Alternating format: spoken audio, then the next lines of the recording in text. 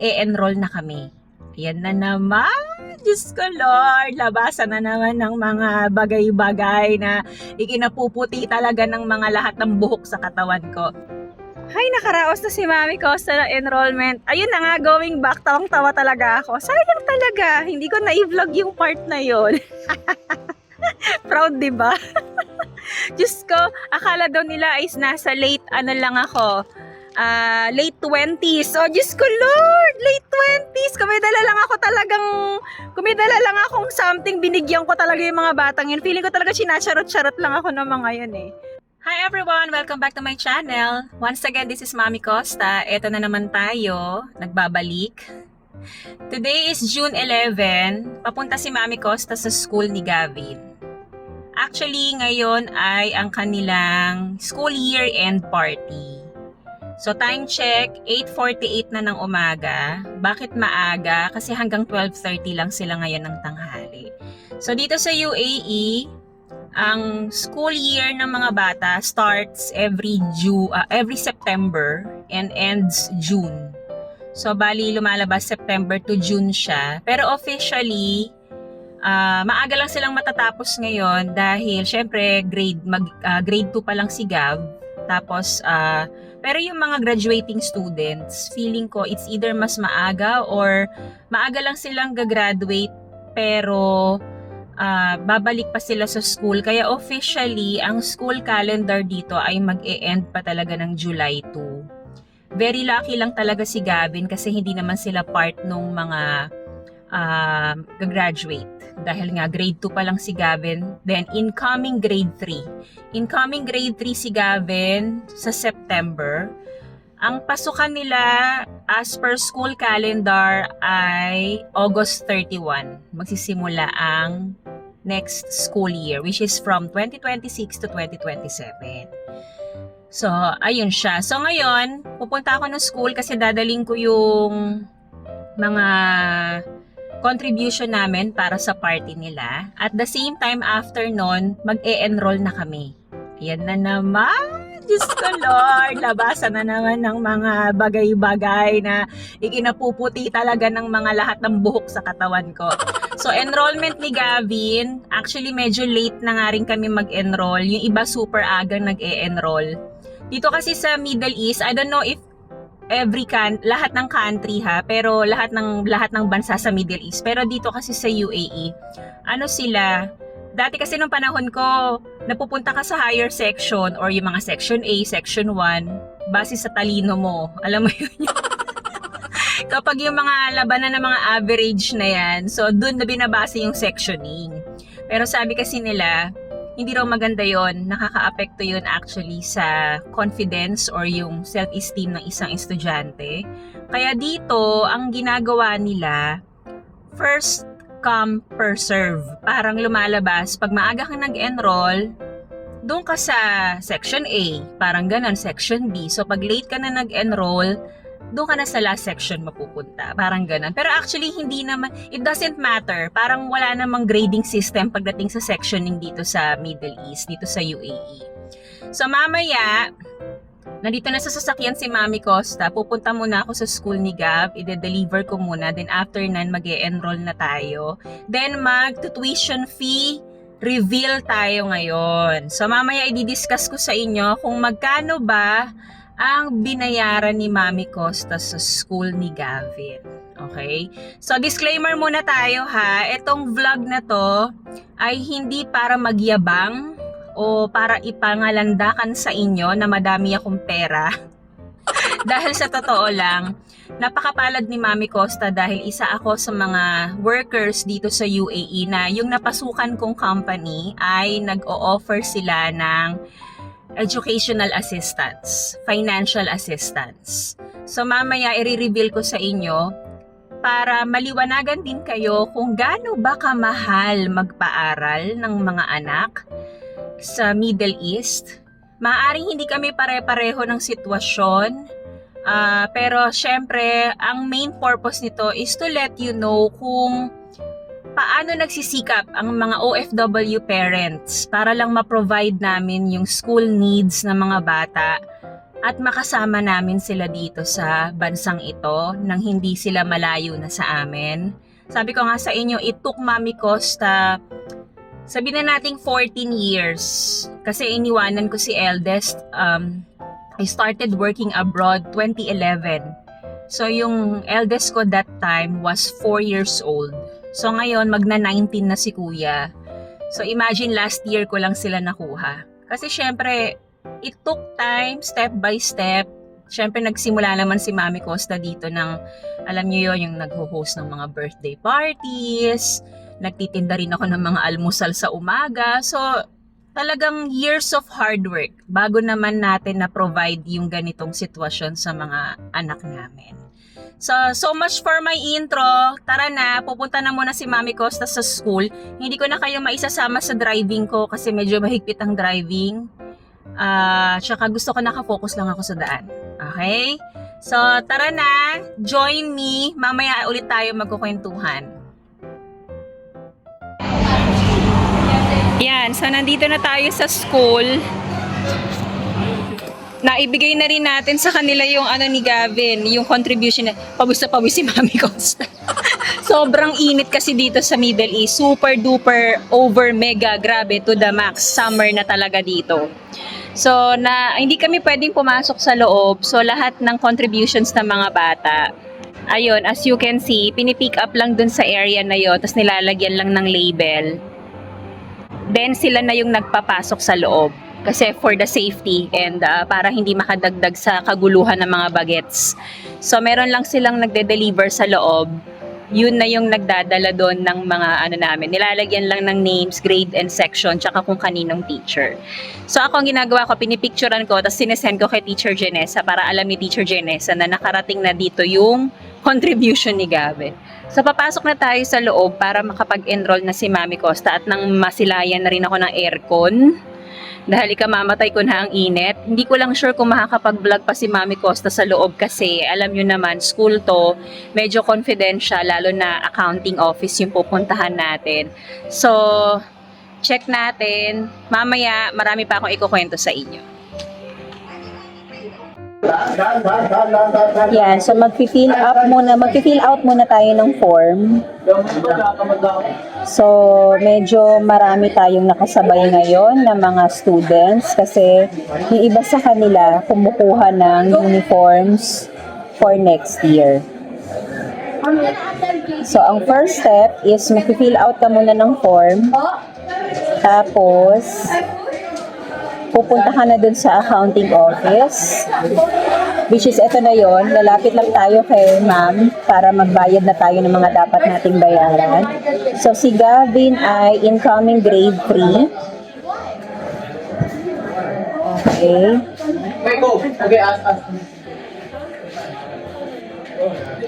So tatapusin muna ni Mami Costa itong pag-fill out ko para makapag-concentrate ako. Then babalikan ko kayo.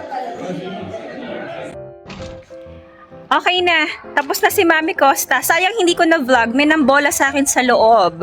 Yung mga estudyante, nag-graduate, grade 10 sila, senior high na sila sa pasukan. Gulat na gulat sila kasi hindi sila makapaniwala na I have 2 sons, one 19 years old and one turning 9. So, sayang hindi ko na-vlog, di ba? Para sana may ebidensya ako. Hindi raw ako mukhang may anak, o di ba? Thank you po, sir. Thank you po. Hay, nakaraos na si Mami Costa ng enrollment. Ayun na nga, going back, tawang-tawa talaga ako. Sayang talaga, hindi ko na-i-vlog yung part na yon. Proud, di ba? Diyos ko, akala daw nila is nasa late, lang ako. Late 20s. Oh, Diyos ko, Lord! Late 20s! Kung may dala lang akong something, binigyan ko talaga yung mga batang yun. Feeling ko talaga sinacharot-charot lang ako ng mga yun eh. Nagulat sila nang sinabi ko na I'm 40 years old. Actually, turning 40 pa lang si Mami Costa. Life begins at 40. So, pauwi na tayo. Ito na lahat yung binayaran ni Mami Costa. Sobrang init. Hingal na hingal ako. Alam yung feeling na hindi naman ako buntes pero ang hirap. Ayun na nga. So, babiyahe muna si Mami Costa pa uwi kasi hindi ko na kaya. Tapos, Sa bahay ko na ichichika sa inyo yung lahat ng binayaran ni Mami Costa for today. Tatawid muna tayo. Ayan. Pakita ko sa inyo yung area ng school. Ayan ang area ng school. Yun ang school nila Gavin, yung blue and white. Yan. So, ito na si Primo. Sakay muna tayo. Napakainit! Ang hirap! Talaga naman. Ito na yung mga panahong ay, Diyos ko, copyright is waving. Sorry naman. Oh, ayun na nga, di ba? Automatic nag-on yung ni Mami Costa kasi naka-Bluetooth yung isang phone ko. So, napakainit. Magpapahangin muna tayo. Kawawa naman ng mga sasakyan. So, ayun na nga. Nakaraos na tayo. Fully paid na si Mami Costa para sa next school year. Wala na po akong iintindihan. Ayan. Sobrang thank you, Lord. Sobrang thank you, Lord talaga. Sa provision, sa strength. Actually, napaproud si Mami Costa sa sarili ko din kasi nakaraos ako ng 1 taon kay Gavin! Woo! Grabe! Alam mo yun kasi syempre, 15 years si Mami Costa dito. Yung buong 15 years na yon, yung eldest ko, to be honest, never ko siyang naasikaso sa pag-aaral. Kaya nga, I am very thankful to my mom. Shout out, Mommy! Grace, Liliana. Kasi siya talaga yung nag-aasikaso sa panganay ko nung panahong nandito ako. Tapos nag-aaral sila from grade 1 hanggang sa high school niya. Talagang ang mami ko lahat. Pagbabayad ng tuition fees, pagbili ng mga gamit, pagpunta sa school pag may kailangan. Ang papel ko lang nun ay magbigay ng pondo. Yeah. Wala naman tayong magagawa. Ganyan ang sakripisyo ng mga magulang na OFW. Ang tiisin na hindi makasama ang mga anak nila ng mahabang panahon. Kaya naman, kagaya na sinabi ko kanina, I really worked so hard para makuha ko or ma-achieve ko kahit papano kung ano yung meron si Mami Costa ngayon. Again, once again, I'm not bragging. May kanya-kanya tayong kwento sa buhay. Grabe din yung pinagdaanan ko. Syempre, pag sa ibang bansa ka, lahat ng lungkot, pagtitiis, pakikisama, lalo na iba't ibang lahi, everyday yung kasama mo, yung katrabaho mo, iba't ibang ugali, iba't ibang kultura. Maraming naranasan si Mami Costa na talaga namang nakapagpatibay ng puso ko. Tsaka nakapagpatatag ng pagkatao ko dito sa ibang bansa. Tsaka kasi pag may goal ka naman, kasi talagang, lalo na alam mong may umaasa sa'yo, may anak ka na binubuhay, may pamilya kang sinusuportahan, talagang lalakas naman talaga yung loob mo, diba? Titibay ang dibdib mo. So, ayun na nga, mamaya ituloy natin yung kwentuhan sa bahay. Mag-tuition fee reveal tayo kung magkano lahat yung nagastos ni Mami Costa. Sa ngayon, uuwi muna ako kasi talaga namang hindi ko kinakaya ang kainitan ng summer. Nalakas-lakas na ng aircon ko, nakatutok na, pero naaawa ako sa kanya kasi parang hirap na hirap din siyang gampanan ng obligasyon niyang palamigin ang sasakyan. So, ayun lang. So, mamaya na, dal ko na, hindi na naman matigil ang bibig ko. So, see you later, mga kamamshis and popshis! Okay. Welcome back to vlogging. Nandito na si Mami Costa sa bahay. Yes! Okay, nandito na tayo sa bahay. Uupo na si Mami Costa sa trono ko. Nandito ako ngayon sa harapan ng aking laptop. Ayan, nandito ako sa harapan ng aking laptop. Bakit kamo? Kasi kailangan nating i-record lahat ng binayaran for today's video. Yeah. So, nakatawag na rin ako kay Daddy Herbert kasi nag-update ako sa kanya na nandito na ako sa bahay at sinabi ko na din, ipapatong ko kayo dyan para maganda yung usapan natin. Nag-update na rin ako sa kanya kung magkano yung binayaran ko. Pero syempre, dahil nasa work si Daddy Herbert, hindi pa niya lubusang mauunawaan kung ano ang mga nangyari. Kumbaga, yung sinabi ni Mami Costa ay pahapyaw lamang.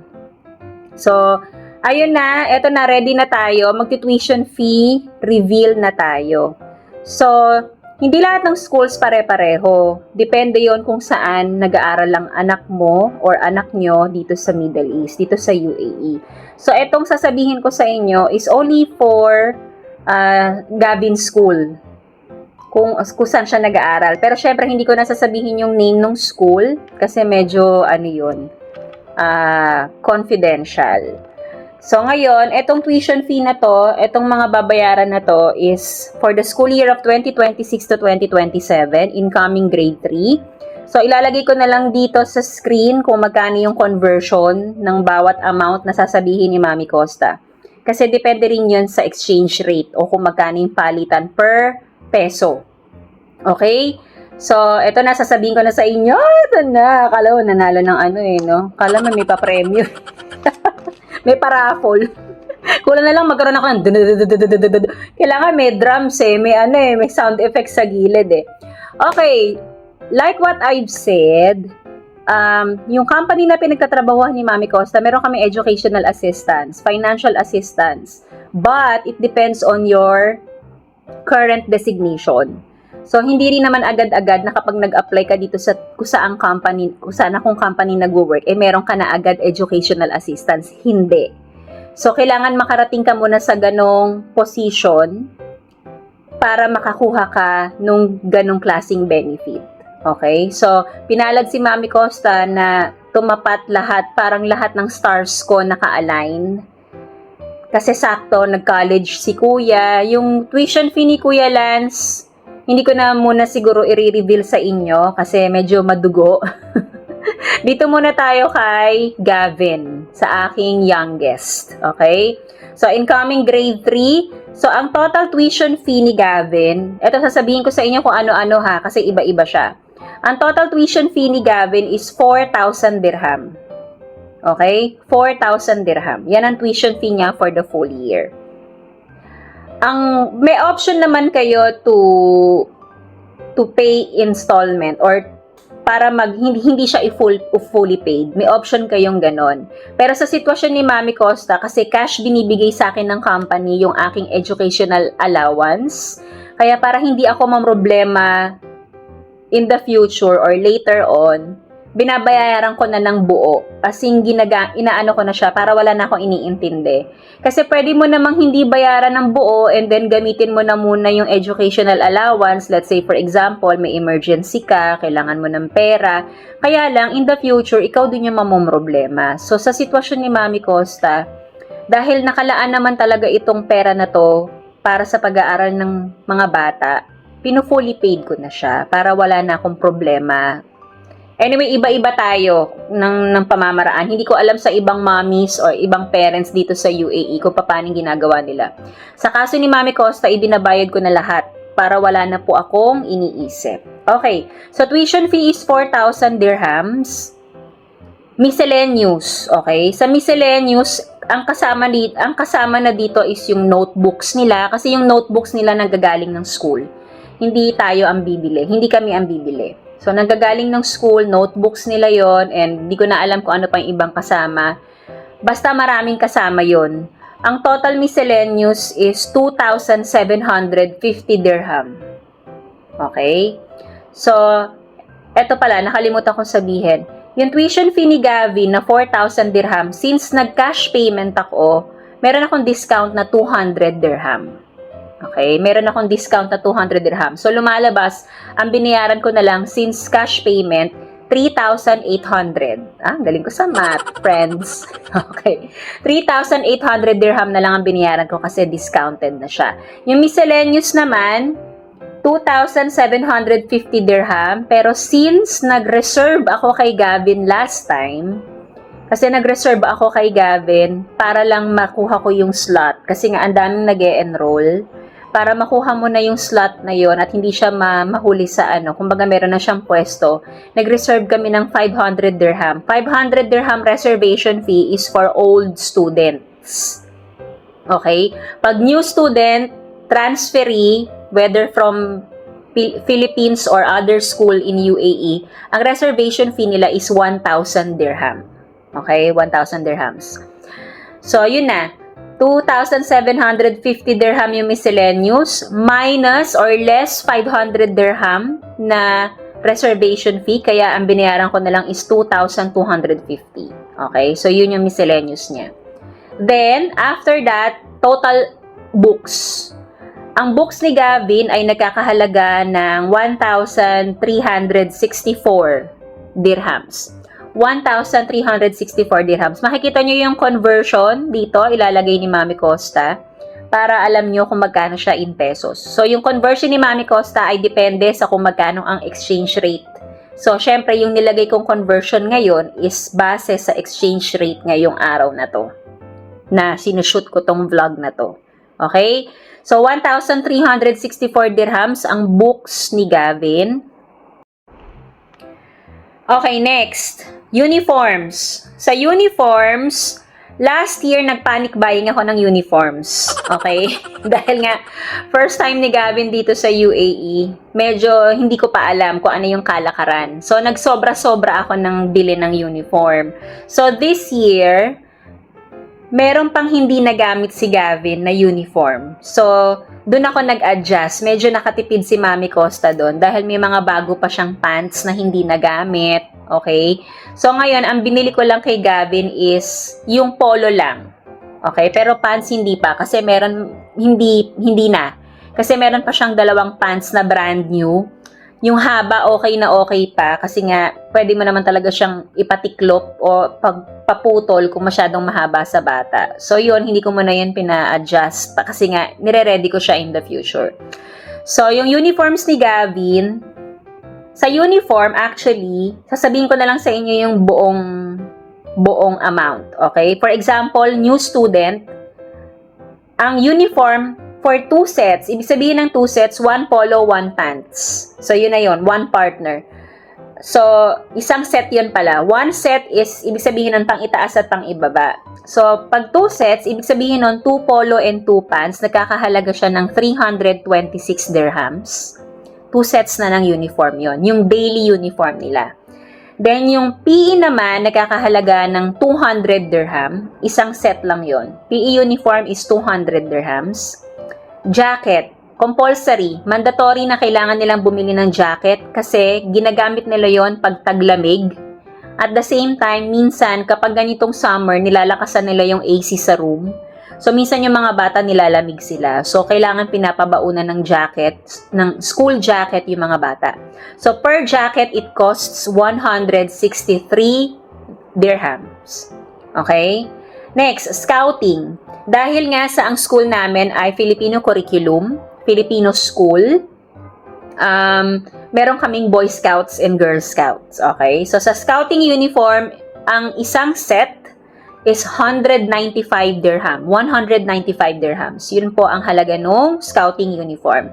So, ang total halaga ng uniforms, for example, yun lang ang bibilin mo. 2 sets ng daily, isang PE uniform, isang jacket, at isang scouting na uniform. Ang total uniforms ay 884 dirhams. Yun ang halaga ng school uniforms. So, ang total all-in, if we're gonna base only for to what I've said, kung ano lang yung mga sinabi ko, ang total whole year, okay? Ang total whole year tuition fee, including everything, it's 8,983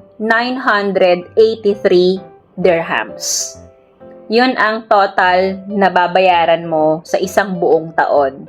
So, it varies pa ha, kasi minsan, umaakyat siya. So, for example, ngayong grade 3, eto, pagdating ng grade 4, mababago, grade 5, mababago na naman. So, ganun siya. Apart from this 8,900 plus, meron pa kaming binabayaran na, kunyari, yung pass exam, may mga ganun sila, may examination. So, last year, parang ang amount nun is 170 dirhams. So, parang ganon. So, may ginabayaran pa kaming ganon. Minsan, may mga pa-contribution sa school. So, yun yung kabuuan ng meron si Gavin. Then, eto pa. Dito kayo magugulat. Okay, dito sa UAE, may mga, kahit naman sa ibang bansa, meron tayong school buses, di ba po? So, yung school buses natin, ang school bus fee per year na yun it's 5,200 dirhams. Yun ang halaga ng bus fee sa isang buong taon. So, it's up to you kung babayaran mo rin siya ng full or magma-monthly ka. So, siguro mga around 500 dirhams ang monthly nun. Ganun siya. Sa sitwasyon ni Gavin, hindi kami nag-avail ng school bus kasi naka-private car si Gav. Merong sumusundo at may naghahatid sundo sa kanya na kaibigan namin dito sa UAE. Yun yung mga tinatawag nating licensed car lift. Okay? So, legal silang mag-service sa mga bata. So, sila yung sumusundo. Mas nakatipid ako dahil ang binabayaran ko lang dun sa service ni Gavin is 400 dirhams a month. So, in 10 months, kasi 10 months lang naman ang school ng mga bata, in 10 months, ang total service niya is 4,000 dirhams lang. So, kung ang bus ay 5,200, nakatipid ako ng 1,200 dirhams. So, yun siya. Nakatipid ako ng 1,200 dirham, which is okay din. So, yun ang expenses namin. Hindi pa kasama dun yung mga biglaang contribution sa school. Let's say, may program sila. Kailangan mong magpagawa ng costume. Kailangan mong may bilhin na ganito. Kung ano-ano. Kasi syempre, alam niyo naman, pag Filipino curriculum, marami tayong mga extracurricular activities. Alam niyo yan, mga momshies and popshies sa Philippines. So, yon ang tuition fee, costing, everything sa isang buong taon ni Gavin. Okay, so ngayon alam nyo na. Alam nyo na kung gaano kalaki ang halaga ng pagpapaaral ng anak. Nasa grade 3 pa lang po tayo. So, imagine niyo si Kuya Lance ko ay nasa college na. So, yon. Pagdating sa educational assistance ng company, of course, hindi ko na yan pwedeng i-reveal. Though, of course, hindi 100%.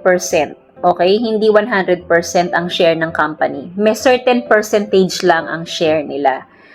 Pero, so far, pagdating kay Gavin, kahit papano, siguro, almost, nako-cover pa ng assistance ng company.